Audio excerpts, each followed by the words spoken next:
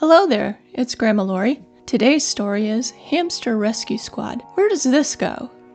The Hamster Rescue Squad, Squeak the leader, Whiskers the smart one, and Fluffy the youngest, were returning to the headquarters after another successful rescue when one of the cats approached them. "Ah!" yelled Fluffy. "She's gonna eat me!"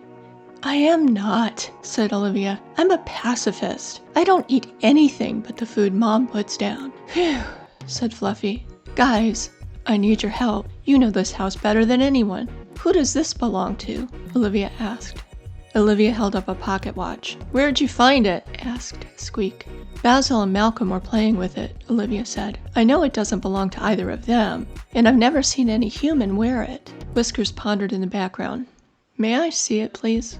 As he looked it over, Squeak said, "What do you think, Whiskers? Do you recognize it?" "I do. It was hanging on the closet door in the room of one of the humans. There are several hanging." "I wonder how it got loose?" asked Fluffy. Olivia chimed in. "I don't know either, but it might have been a team effort to get it down. They're always batting at those watches. Can you help me get it back to where it belongs?" Squeak said, "Certainly. We just need a plan. Leave it in our hands and we'll see to its return." "And thank you for not eating us," said Fluffy. Olivia turned to go. "Guys, this is going to be one of our more difficult challenges," said Squeak. "Not only do we have to return the watch, but we have to hook it up so it's hanging again." "Let me think," Whiskers said, walking into the headquarters and directly to his work table. "I've got it," Whiskers said, returning to the other two.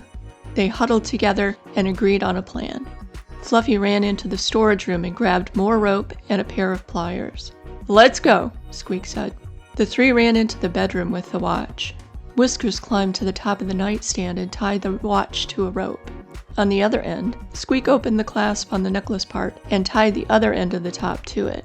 Fluffy said, "Is this really gonna work?" Whiskers huffed. "Trust the brain," he said, pointing to his head. "All right, let's get her done," Squeak said.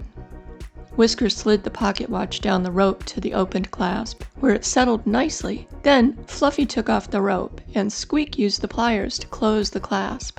The pocket watch was hanging once again. "All right, let's clean up and get back to headquarters before we're discovered by the others," said Squeak. As they prepared to leave, they heard, "Oh look, a snack has been delivered." It was Malcolm the Menace. "The question is, what are you doing in here?" he asked. Just then, Olivia slid between the boys and Malcolm. "Why do you want to know, you menace?" Olivia said. "It's not any of your business. With these three, it's always my business. I'm feeling a bit hungry, and they're just enough to satisfy." As Olivia was talking to Malcolm, she twitched her tail to let the squad know that they could sneak out while Malcolm was busy. "Come on, guys," whispered Whiskers, recognizing that Olivia was telling them. The three ran out the door and back to their headquarters. Then they heard, "Hey, where is that toy we were playing with?" It was Basil the bully. "Phew, just in the nick of time," said Fluffy. "Let's get cleaned up. It's been a pretty busy day," said Squeak. When they were all done putting things away and showering, the three gathered in the kitchen to enjoy some tea. "Phew," said Fluffy. "I don't remember having to do 2 rescues in one day before." "It's good practice," said Whiskers. "Well, we're good at that. We should be able to do it," said Squeak. Another Hamster Rescue Squad case solved. Thank you for joining me. This has been Grandma Laurie. I'll put a link to all the illustrations, which are really great, in the description box below. Thank you.